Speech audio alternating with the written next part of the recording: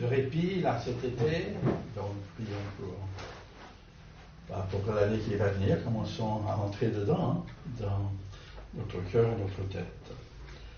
Alors, le Seigneur m'a conduit à un vieux texte que j'ai, si vous voulez, recommencé à méditer la première fois en 1973. Et je vais vous dire pourquoi. C'est un psaume. On va pas tout le lire, c'est un psaume long, le psaume 37. Je vais le lire, parce qu'on saute par pas mal de versets pour rester sur ceux qui sont les plus significatifs. Psaume 37, prenez-le. On va lire d'abord du 1 à 9. Ne t'irrite pas contre les méchants, n'envie pas ceux qui font le mal, car ils sont fauchés aussi vite que l'herbe, et ils se flétrissent comme le gazon vert. Confie-toi en l'Éternel, et fais le bien, et le pays pour demeure, et que la fidélité soit ta nourriture. Fais de l'Éternel tes délices, et il te donnera ce que ton cœur désire. Recommande ton sort à l'Éternel, mets ta confiance en lui, et il agira. Il fera paraître ta justice comme la lumière, et ton droit comme le soleil en plein midi. Garde le silence devant l'Éternel, et espère en lui. Ne t'irrite pas contre celui qui réussit dans ses entreprises, contre l'homme qui réalise ses méchants projets. Laisse la colère, abandonne la fureur. Ne t'irrite pas, ce serait mal faire, car les méchants seront exterminés, mais ceux qui espèrent en l'Éternel possèdent le pays. Puis on va prendre un petit peu plus loin, au verset 23 et 24. L'Éternel affermit les pas de l'homme, et il prend plaisir à sa voie. S'il tombe, il n'est pas rejeté, car l'Éternel lui prend la main. J'étais jeune, j'ai vieilli, et je n'ai pas vu le juste être abandonné, ni ses descendants mendier leur pain. Et on va sauter encore. Au verset, on va continuer là. Il est toujours compatissant, verset 26. Il prête et sa descendance est bénie. Détourne-toi du mal, fais le bien et tu auras pour toujours une demeure, car l'Éternel aime ce qui est droit et il n'abandonne pas ses fidèles, ils sont toujours sous sa garde, tandis que la descendance des méchants est exterminée. Les justes possèdent le pays et ils y demeureront définitivement. La bouche du juste annonce la sagesse et sa langue proclame la justice. La loi de son Dieu est dans son cœur, ses pas ne faiblissent pas. Et puis, les deux derniers versets, 39, le salut vient des justes, vient de l'Éternel. Le salut des justes vient de l'Éternel. Il est leur forteresse dans les moments de détresse. L'Éternel les secourt et les délivre. Il les délivre des méchants et les sauve parce qu'ils cherchent refuge en lui. Alors, vous voyez, tout ça, c'est des beaux versets encourageants. Des beaux versets qui concernent la vie, la vie courante, la vie pratique que nous vivons. Et alors, il y avait un verset qui m'avait interpellé, c'est le verset qui dit « Mets en l'Éternel ta confiance et il agira ». Dans la version du Semeur, ce verset s'écrit « C'est en l'Éternel qu'il te faut remettre tout ton avenir et confiance en lui et il agira ». Ça, c'est une formidable promesse. C'est une formidable promesse, c'est un psaume de David. et il sait de quoi il parle, parce que David a vécu vraiment avec Dieu, une vie avec Dieu, et il a eu des hauts, des bas, il avait une vie, hein, comme tout le monde, il a eu, hein, malgré son rang, malgré tout ce qu'il a reçu comme révélation. Et il a écrit ce verset, vous voyez, il décrit en fait la vie comme il l'a vécue. Décrit ses expériences avec Dieu, vous voyez, d'une façon, un peu un message qu'il fait là.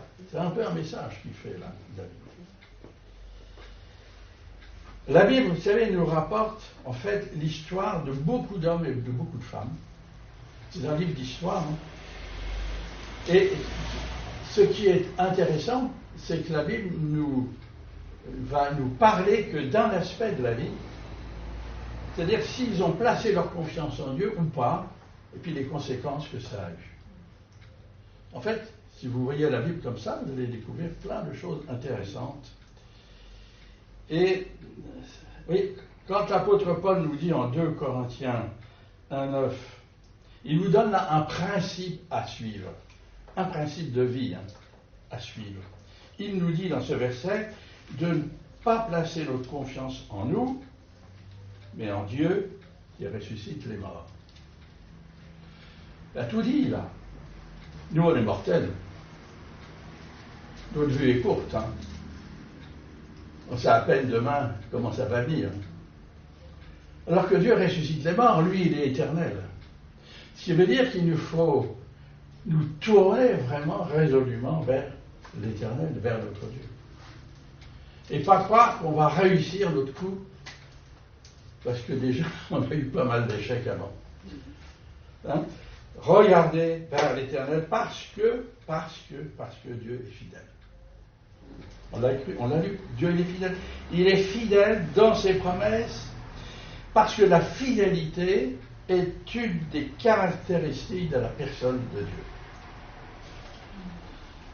Vous voyez, Jacques nous dit, un verset important en Jacques 1,17. Il nous dit que notre Dieu est un Dieu chez lequel il n'y a ni changement ni ombre de variation. Ah, ça c'est important. Personne ne peut dire ça. Personne. Il n'y a que Dieu qui est comme ça. C'est un Dieu fidèle à lui-même. À ce qu'il a fait, à ce qu'il a déclaré, à ce qu'il fera, à ce qu'il a promis. Vous voyez, notre Dieu, l'Éternel, il est stable. D'une stabilité extraordinaire. Il n'est pas comme nous. On est constamment ballotté par nos sentiments, par nos variations d'humeur, il faut le reconnaître, notre courage, hein, et ainsi de suite. Mais Dieu n'est pas comme ça. Du tout. Il est stable. Alors ça, c'est rassurant pour nous. Vous vous rendez compte ? La sécurité que nous avons en Dieu. Et cela va nous aider, nous, à acquérir de la stabilité, de la fiabilité. Vous voyez, dans nos sentiments, dans nos élans, dans nos pensées, dans nos actions. N'est-ce pas ? Parce qu'on a besoin de cette solidité, de cette stabilité dans notre vie. Vous savez, la fidélité, c'est un des attributs de Dieu. Elle fait partie de Dieu. C'est un aspect de sa divine personne, comme son éternité, comme sa gloire, sa justice, son omniprésence, son omniscience, vous voyez, sa grâce, tout ça fait partie de sa personne. Mais c'est, je pense, l'aspect de la personne de Dieu par lequel il se révèle le plus et à laquelle nous sommes le plus sensibles. On est le plus sensible à cette fidélité de Dieu. On a tellement soif de cette stabilité, de cette fiabilité, que instinctivement, quand on cherchait le sens de notre vie, instinctivement on s'est retrouvé dans les bras de Dieu. Parce qu'il n'y a que là qu'il y a vraiment cette fiabilité et cette sécurité. Vous voyez, c'est comme ça que Dieu se révèle à son peuple. On lit en Deutéronome 7,9, n'est-ce pas? Sache donc que c'est l'Éternel, ton Dieu, qui est Dieu, ce Dieu fidèle, qui garde son alliance et sa miséricorde jusqu'à la 1000e génération envers ceux qui l'aiment et qui observent ses commandements. C'est comme ça qu'il se révèle à ce peuple, hein, un peuple quand même, un peu le Corrèze, hein, beaucoup même. Vous voyez? Et puis plus loin, au Deutéronome 32,4, quand Moïse, après avoir conduit le peuple, quand il arrive à la fin de sa vie, il dit dans son cantique, après toutes ces épreuves, 40 ans d'épreuves avec le peuple, hein, ça n'a pas été drôle pour lui, il dit dans ce cantique en Deutéronome 32,4, il est le rocher, ses œuvres sont parfaites, car toutes ses voies sont justes, c'est un Dieu fidèle et sans iniquité, il est juste et droit. Quelle présentation de notre Dieu, avec l'expérience du vécu de Moïse. C'est comme ça que l'Éternel se révèle, parce qu'il est comme cela. Alors après, vous voyez, plusieurs siècles se sont passés avec Dieu. Le peuple d'Israël a vécu plusieurs siècles. On arrive au roi David qui va dire au psaume 36, verset 6, il va dire « Éternel, ta bonté atteint jusqu'aux cieux, ta fidélité jusqu'aux nues. » Ce qui veut dire que ta fidélité remplit tout l'espace. N'est-ce pas? La création, les lois de la mécanique céleste, si vous avez regardé hier l'histoire de Kepler, c'est un chrétien authentique. Et ce qui l'a conduit dans sa recherche, c'est que Dieu ne se trompe pas. Et c'est un Dieu d'équilibre. Un Dieu intelligent. Et c'est comme ça qu'il a trouvé ces lois qui marchent toujours. Et il était à l'époque de la Réforme, Kepler. Et là, c'est cette confiance en Dieu, cette connaissance qu'il avait de Dieu, qui l'a conduit dans ses recherches. Vous voyez, il est fidèle, n'est-ce pas, dans la vie des molécules, dans la vie des atomes, dans la vie, n'est-ce pas, des lois des saisons, même si c'est nous les hommes qui détraquons là, hein, les saisons. Vous voyez, il est fidèle. Regardez au psaume 89, verset 9, dans le Cantique d'Étham. Il dit « Éternel, Dieu des armées, qui est comme toi, puissant, ô Éternel, ta fidélité est environne. » Vous voyez, on t'approche, on te connaît par ta fidélité, tu te fais connaître par ta fidélité.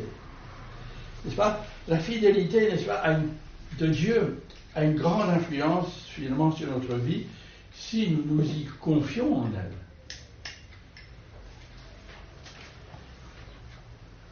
elle. Une autre chose, c'est que la fidélité de Dieu nous protège et nous garde contre les mauvais coups dans la vie. Pas quand le doute vous assaille, parce qu'on a pris une mauvaise décision, ou quand quelque chose nous tombe dessus, pas de prévu. Quand le doute vous assaille et que notre foi vacille dans une épreuve. Il est bon de nous réfugier, n'est-ce pas, dans sa parole et dans ses promesses. Car nous savons qu'il est fidèle. C'est le seul endroit sûr où nous pouvons nous réfugier. Il n'y en a pas d'autre. Le seul endroit sûr. Dieu est la seule personne qui nous connaît vraiment. Il est la seule qui nous comprend vraiment. Et la seule qui nous aime totalement. Et en plus de ça, il est fidèle. Il ne nous trompera jamais. Jamais. Vous voyez, au psaume 91, verset 4, nous lisons « Il te couvrira de ses plumes, et tu trouveras refuge sous ses ailes. Sa fidélité est un bouclier et une cuirasse. » Vous voyez, cette douceur, cette tendresse de notre Dieu. Dans ce verset, on a les deux, et en même temps, sa protection, sa puissance et sa force. Il y a les deux, vous voyez. Parce qu'il est comme cela. L'apôtre Paul nous dit, dans dans notre combat quotidien, il nous dit en Éphésiens 6,16, il dit « Prenez le bouclier de la foi pour éteindre les traits enflammés du malin. » Alors ce bouclier de la foi, en fait, c'est la foi dans la fidélité de Dieu. C'est ça le bouclier.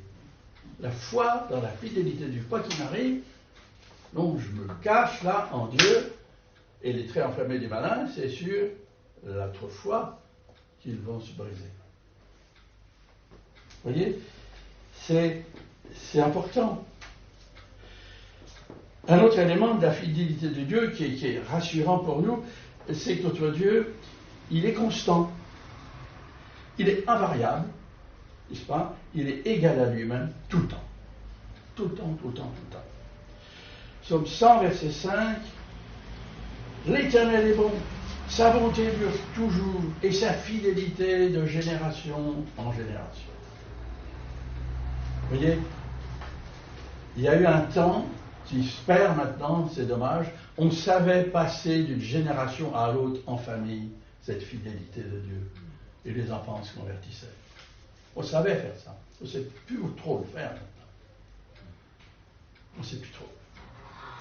Vous voyez, on a perdu, le peuple de Dieu a perdu cette relation profonde avec Dieu.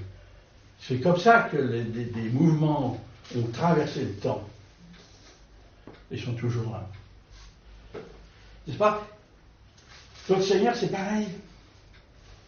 Hébreux 13,8 nous dit Jésus-Christ est le même hier, aujourd'hui et éternellement. Il est le même. N'est-ce pas? La puissance de sa croix est la même. Sa miséricorde, c'est la même. Sa victoire sur le péché est toujours là. N'est-ce pas? Sa résurrection, on en a parlé déjà ce matin. Il est toujours là, ressuscité, à la droite de Dieu. N'est-ce pas? Il règne, il plaide, il intercède pour nous. N'est-ce pas? Il nous lave, nous purifie par son sang quand on s'approche de lui pour être pur. N'est-ce pas? Il nous prépare une place au ciel. N'est-ce pas? Et il construit son Église avec nous. Toujours, il fait pareil. Toujours. N'est-ce pas? Il est fidèle à lui-même, il est toujours le même, et sa fidélité dure éternellement. Vous voyez, il n'y a pas chez lui de changement ni d'onde de variation. Il est d'une absolue stabilité. Il y a continuité dans son amour. Dans notre relation avec lui, il y a une continuité, il construit, il bâtit, lui. Il bâtit notre vie nouvelle. Hein? Il va le faire. Il ne va jamais revenir en arrière. Il va le faire. Il est absolument égal, stable, fidèle.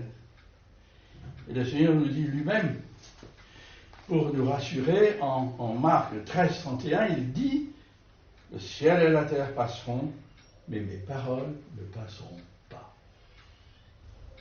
Vous voyez quelle affirmation de sa personnalité, de sa fidélité. Une autre certitude, c'est que notre Dieu achèvera l'œuvre qu'il a commencée dans nos cœurs. Là, il va toujours chercher à la faire.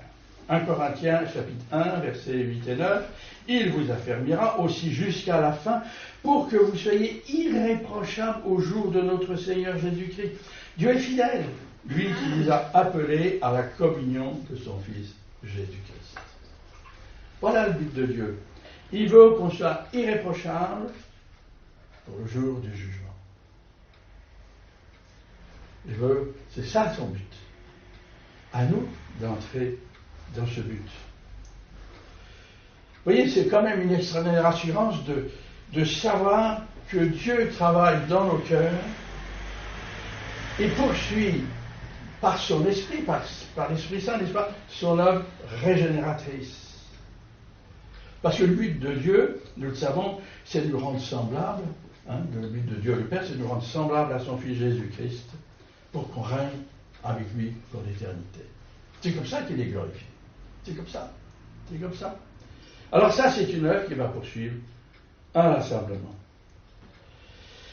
Alors pour ça, il vous garde de la tentation, parce qu'on est faible, il le sait. On est faible. On est tenté, parce que le diable veut venir interrompre. Il veut trouver toutes sortes d'astuces pour nous détourner, pour empêcher la construction de la nouvelle personnalité en nous. Alors il nous dit en 1 Corinthiens 10:13, Dieu est fidèle. Il ne permettra pas que vous soyez tentés au-delà de vos forces, mais avec la tentation, il préparera le moyen d'en sortir afin que vous puissiez la supporter.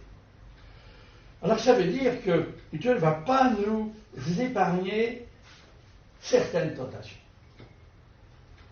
Il ne va pas nous les épargner parce que c'est une façon pédagogique pour nous faire grandir dans la foi. N'est-ce pas? Si on n'a pas d'os à ronger, qu'est-ce qu'on fait? Vous voyez? C'est une façon pédagogique pour qu'on grandisse dans la foi, n'est-ce pas? Parce que quand on est tenté, il faut admettre qu'on va être vaincu à un moment ou à un autre. Donc, avant d'être vaincu, tournons-nous vers Dieu. Tournons-nous vers Dieu.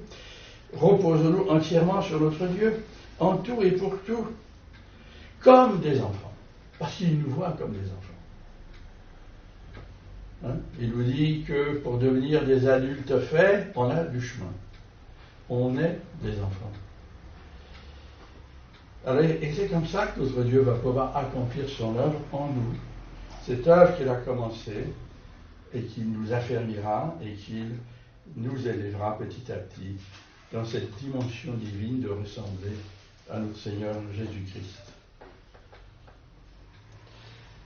Un autre aspect extraordinaire, c'est que notre Dieu est fidèle et juste pour nous pardonner nos péchés au nom de Jésus-Christ, quand ça nous arrive. 1 Jean 1,9. Si nous confessons nos péchés, il est fidèle et juste pour nous les pardonner et nous purifier de toute iniquité. Et c'est vrai qu'il nous purifie de toute iniquité, c'est tout ce qui tourne de travers là. C'est ça l'iniquité. Vous voyez? Et il va nous permettre de recontinuer. Pas nous arrêter, de reprendre la route et la marche avec lui. 2 Thessaloniciens 3:3, l'apôtre Paul nous dit, le Seigneur est fidèle, il vous affermira et vous préservera du malade. Et ça c'est vrai, il va le faire. Vous avez vu le texte qu'on a lu avant? Il connaît notre limite, il ne va pas dépasser cette limite. Et quand le malin veut nous estourbir, le Seigneur intervient. Voyez? Mais on va supporter ce qui va être nécessaire pour qu'on grandisse. Parce qu'il faut décoller de la gangue de terre dans laquelle nous sommes nés pour arriver, n'est-ce pas, à l'esprit céleste, à la dimension céleste que nous devons avoir pour l'éternité. Hébreux 10, 23, nous disons, celui qui a fait la promesse est fidèle. Il est fidèle. Ces promesses nous incitent à nous libérer, voyez, à nous décharger de nos péchés, nos pensées. Et c'est comme ça que notre foi va s'affermir et que nous connaîtrons de mieux en mieux notre Seigneur pour pouvoir le servir mieux. Puis encore un aspect de la fidélité de notre Dieu, c'est que si nous sommes infidèles, lui, il va continuer d'être fidèle avec nous. 2 Timothée 2:13. Si nous sommes infidèles, il demeure fidèle, car il ne peut se renier lui-même. C'est pour ça qu'on peut toujours revenir vers notre Seigneur. Quand malheureusement on dérape et qu'on s'éloigne de notre Dieu, on peut toujours revenir, parce qu'il ne reviendra pas sur sa fidélité envers nous. Alors, cette grande fidélité de notre Dieu, et moi je dirais ça c'est notre garantie de la vie. Ça c'est notre garantie. Il peut nous arriver n'importe quoi, on est dans le cocon de Dieu. On est dedans. Alors la fidélité doit aussi nous caractériser.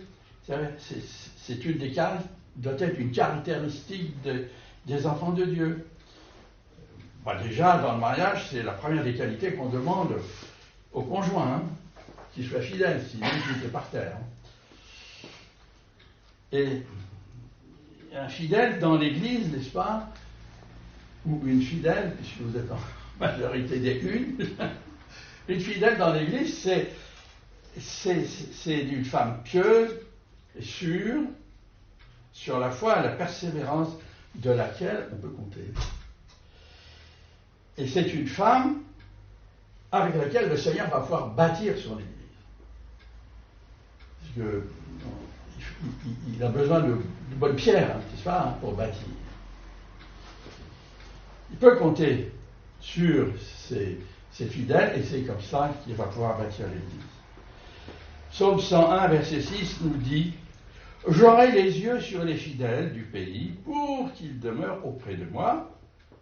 Celui qui marche dans une voie intègre sera mon serviteur. » N'est-ce pas? Et quand Paul parle, il écrit plutôt aux Éphésiens, dans sa lettre aux Éphésiens, il met dans l'adresse de l'épître, les 2 premiers versets, c'est toujours l'adresse, il dit aux saints qui sont à Éphèse et aux fidèles en Jésus-Christ. Ce qui veut dire que sainteté, fidélité vont ensemble. Et c'est comme ça qu'il voit les Éphésiens. Et la fidélité, c'est une vertu, je ne sais pas, on peut dire vertu, qualité, je ne sais pas, fruit de l'esprit, oui, qui doit faire partie de notre personnalité. Proverbe 28, 20 nous donne une promesse. Un homme, une femme fidèle est comblé de bénédictions. Et pourquoi? Et pourquoi il est comblé de bénédictions? Parce que il cherche à vivre dans la volonté de Dieu. Ça, c'est notre fidélité. Nous, on va chercher à vivre dans la volonté de Dieu. Et alors là, le Seigneur, notre Dieu, peut nous bénir. Il va nous bénir si on vit, n'est-ce pas? Alors si on ne vit pas dans la volonté de Dieu, on se dit, le Seigneur ne me connaît pas, ne me bénit pas. Non, parce qu'on est à côté. On est à côté de la route. Oui. Et ça nous indique quand même où il faut nous tenir dans notre vie. Puis vous voyez, dans la Bible, déclarer un homme fidèle, c'est certainement le plus grand éloge que l'on puisse lui faire. Et Hébreux 3,5 dit de Moïse ceci. Pour Moïse, il a été fidèle dans toute la maison de Dieu comme serviteur, pour rendre témoignage de ce qui devait être annoncé. Ce qui veut dire que, on voit, c'est assez je dirais, détaillé, les luttes de Moïse, les combats de Moïse avec ce peuple difficile, n'est-ce pas? Mais il a vécu toujours dans cette proximité de Dieu, toujours il vient à Dieu. Lisez ça, c'est passionnant dans l'Ancien Testament. C'est là qu'on apprend les leçons de vie. C'est là qu'on les apprend, n'est-ce pas? Il a été fidèle, il a été appelé par Dieu sur le mont Sinaï, il a eu des révélations fantastiques là. Il les a ramenés fidèlement. C'est vraiment ça qu'il a été fidèle. Il a ramené, bien sûr, la table des 10 commandements, mais tous les principes d'application, tous les décrets, comme on dit aujourd'hui, il y en a des pages et des pages, tout ça, il l'a ramené fidèlement. Vous voyez? Et c'est avec ça, après, qu'il jugeait le peuple et qu'il leur apprenait à vivre. Le tabernacle, il a eu la vision du tabernacle. Alors, quand vous regardez la précision, c'est un cahier des charges très précis, quand on le lit. On a les matériaux, on a la façon de les fabriquer, on a les dimensions et la qualité des matériaux. C'est extraordinaire. Moi, j'ai écrit des cahiers des charges, on ne fait pas mieux. On ne fait pas mieux. C'est extraordinaire. Regardez Anania, en Néhémie 7.2, qui est un compagnon de Néhémie. Il est dit, c'est Néhémie qui écrit, il dit, « Je donnai mes ordres à Anani, mon frère, et à Anania, chef de la citadelle de Jérusalem, homme supérieur au grand nombre par sa fidélité et sa crainte de Dieu. » Chapeau, chapeau. Chapeau, c'est Anania. Puis un autre, il va dire, Néhémie, à la fin de son livre, n'est-ce pas, quand il résume tout, il dit, tout à la fin, au chapitre 13, verset 13, il dit, les surveillants, c'est-à-dire les responsables qu'il avait nommés, avaient la réputation d'être fidèles. C'est pour ça que le travail a avancé, a pu se faire. comme ça que ça a avancé, cette reconstruction de la muraille, vous voyez. Et l'époque de Néhémie était une époque de réveil. Vous voyez, la qualité de ceux qui travaillaient à l'œuvre de Dieu. Un autre témoignage, c'est Daniel. Alors Daniel, lui, était premier ministre d'un roi tyrannique, d'un empereur tyrannique, mais un énorme empire. Un énorme, il y avait plus de 140 langues, quelque chose comme ça. Il y avait énorme empire. Il était le premier ministre. Et ses ennemis ont cherché à le descendre dans son travail. Et ils sont obligés d'admettre qu'il travaille irréprochablement. Et on dit ça en Daniel 6,4. Alors les chefs et les satrapes cherchèrent une occasion d'accuser Daniel en ce qui concernait les affaires du royaume. Mais ils ne purent trouver aucune occasion ni aucune chose à reprendre parce qu'il était fidèle et qu'on n'apercevait chez lui ni faute ni rien de mauvais. On apercevait chez lui, quand je pense aux dirigeants du Liban, là, on va tout être une montagne de méfaits. Chez Daniel, on apercevait, on cherchait, ils ont cherché. Rien. Vous voyez, je me dis quel témoignage. Qu'est-ce que, sur nous, qu'est-ce qu'on dit, qu'est-ce qu'on fait? Tychik, regardez Tychik, Éphésiens 6, 21. Tychik, le bien-aimé frère, est fidèle ministre dans le Seigneur. C'est Paul qui dit ça. Et Onésime, l'esclave, en Colossiens 4, 9. Je l'envoie avec Onésime, le fidèle et bien-aimé frère qui est des vôtres. C'est beau ça. J'ai dû voir un jour Onésime que Paul pensait ça de lui. Ah ben dis donc, faut que je continue. C'est extraordinaire. Vous voyez? Et moi je me dis, est-ce qu'on va être sur la liste? Est-ce qu'on va être sur la liste des fidèles? Parce que la fidélité est une qualité que le Seigneur nous demande. Nous lisons en 1 Corinthiens 4, 2, du reste, ce qu'on demande des dispensateurs, c'est-à-dire des administrateurs, c'est que chacun soit trouvé fidèle. Alors, qu'est-ce qu'on a administré? Nos vies, on a administré nos vies, nos biens, notre temps, notre argent, nos dons spirituels. On a plein de choses à administrer, plein de choses. Et il nous faut les vivre avec notre Dieu pour bien les administrer. N'est-ce pas? C'est notre manière de vivre notre foi. Et chacun on aura à répondre de notre gestion. Vous vous souvenez de la parabole des talents? C'est ça. C'est ça que le Seigneur. Et là, ça s'applique. Ça sera comme à la banque, bloum. Ton compte, il n'est pas terrible. Ou alors il est. Vous voyez? Ce sera comme ça. C'est ça la parabole des talents. C'est un bilan. Alors on doit, n'est-ce pas, travailler les dons et les ministères que le Seigneur nous a donnés. Et on doit les travailler avec fidélité. On doit les travailler dans le plan de Dieu, n'est-ce pas, pour construire l'Église, parce que c'est l'Église qui est importante pour notre Dieu aujourd'hui. Alors il nous faut apprendre. C'est curieux, c'est comme le Seigneur, il connaît bien les humains, les hommes. Parce qu'il nous faut apprendre à être fidèles dans les petites choses d'abord. C'est ça qu'il nous dit. Et si nous sommes fidèles dans les petites choses, il nous dit qu'il pourra nous confier des plus grandes.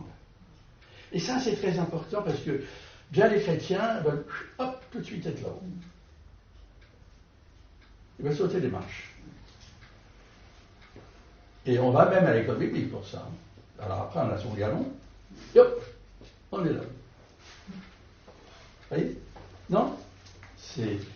Le Seigneur nous dit, n'est-ce pas, en Luc 10 à 12, celui qui est fidèle dans les moindres choses l'est aussi dans les grandes, et celui qui est injuste dans les moindres choses l'est aussi dans les grandes. N'est-ce pas? C'est comme cela que notre fidélité va se voir par notre comportement. C'est comme ça que ça va se voir. N'est-ce pas? Et dans son enseignement, le Seigneur nous dit d'abord les petites choses, et après on vous confiera de plus importantes, de plus grandes.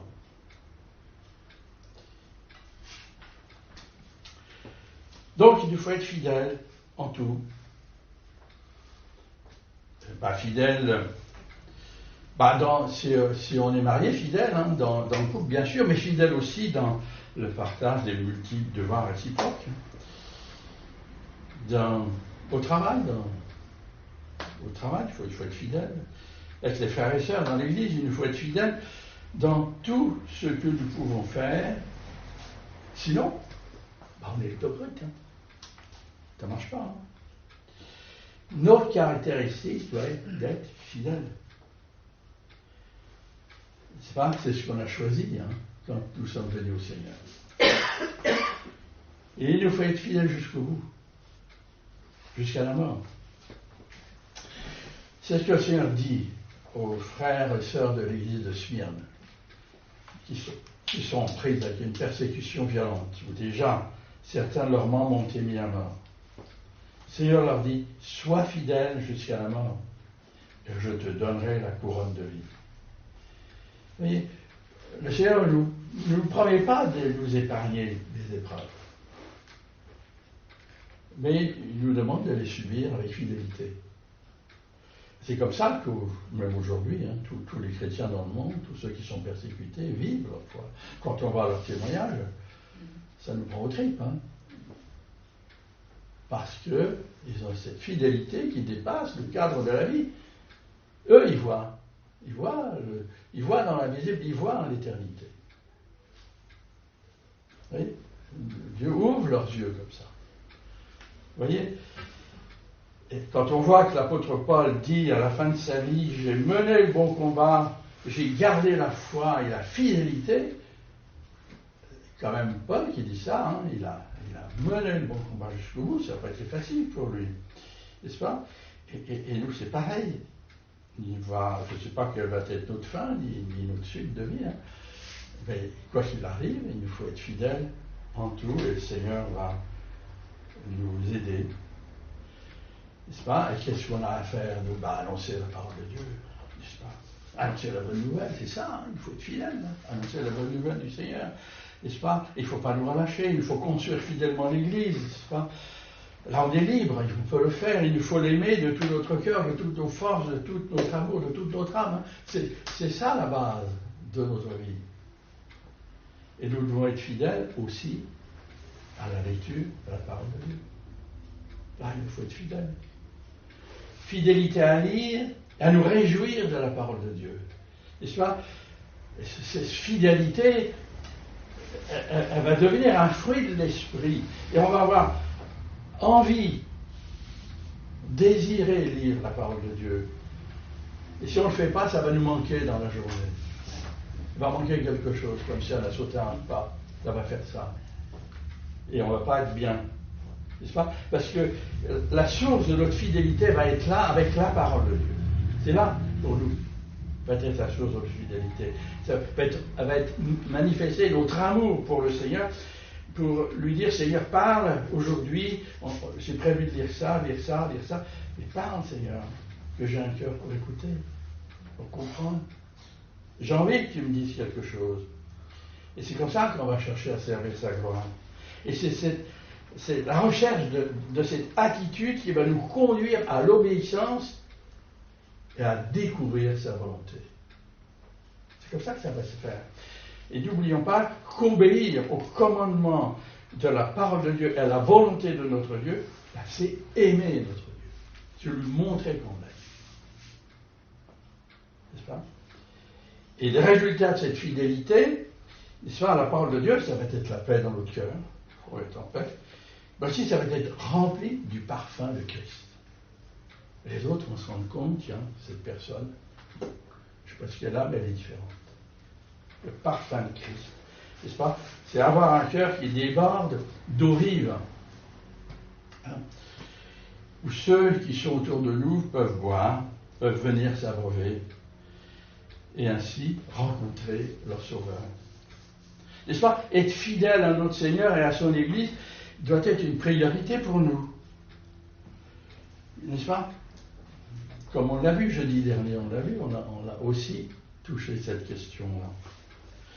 Et nous devons vivre ainsi, on va voir nos problèmes, trouver leur juste mesure, ils ne vont pas s'effacer, mais ils vont au lieu d'être des montagnes, bon, ils vont devenir des collines, mais juste à leur juste mesure, n'est-ce pas, et à leur juste place dans notre vie. Et c'est ainsi que le Saint-Esprit, n'est-ce pas, va pouvoir intervenir et délier les nœuds, là. Il y a des nœuds toujours dans notre vie, il y a toujours des nœuds qui bloquent tout. Hein. Des nœuds, là. Il n'y a que le Saint-Esprit qui pourra les ouvrir. Et c'est comme ça qu'il va pouvoir les dénouer, n'est-ce pas, et débloquer nos vies. Débloquer nos vies, débloquer, ouais, puis ça va s'ouvrir, n'est-ce pas, et puis tout ce qui nous cause des soucis, tout ça, ça va là se fondre. N'est-ce pas? Et ça fermera la porte d'accès à l'ennemi de nos âmes, au diable.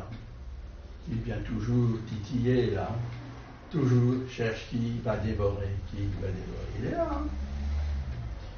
Ainsi, on va découvrir la paix de Dieu dans notre cœur, ce qui va permettre au Saint-Esprit de construire notre nouvelle vie. C'est ça l'important, de construire notre nouvelle vie. Alors, vous voyez, notre modèle de fidélité, ben, c'est notre Seigneur. Seigneur Jésus a été fidèle jusqu'au bout. Hein. Jusqu'au bout, il a été fidèle. Fidèle jusqu'à la croix. Il a accompli par sa fidélité tout le plan de Dieu pour notre salut. Tout. Il s'est laissé arrêter, injurier, condamner, fouetter, moquer, humilié, brisé, cloué sur la croix. Lui, Fils de Dieu. Tout ça, n'est-ce pas? Et nous, pour que nous ayons part à la vie éternelle. Tout ça. Alors qu'on puisse le louer pour cette grande fidélité, on va prendre le pain, le vin, qu'on rentre qu'on entre avec notre cœur dans cette fidélité. Avec notre intelligence aussi, dans cette fidélité. Vous voyez, qu'on la pèse. Parce qu'il nous est présenté à la fin du livre d'Apocalypse, hein, en Apocalypse 19, quand il revient en vainqueur pour juger tout et maîtriser toutes les forces du mal sur la terre, il revient et son nom est fidèle et véritable et il juge et combat avec justice. C'est comme ça qu'il va revenir. Dans cette dimension-là. Et alors, nous le rencontrerons à ce moment-là que des hommes, pas de la même espèce que lui, des fidèles. Il est fidèle. Il a été fidèle, il est fidèle. Il y a ceux-là qui vont monter au ciel à sa rencontre. Tous les fidèles. N'est-ce pas? Ceux qui auront marché avec lui. Ceux qui auront se laissé remplir de son esprit. Ceux qui auront, quoi qu'il nous en coûte, rester fidèles à son amour, à son sacrifice et à sa personne. Alors que si on nous aide, chacun en est en marche, on est en route. Hein. On est à des étapes différentes. Hein. Mais qu'on s'entraide, qu'on s'aide, qu'on s'encourage. Et puis qu'on se porte les uns les autres, parce qu'on a besoin aussi de cela. On va prier.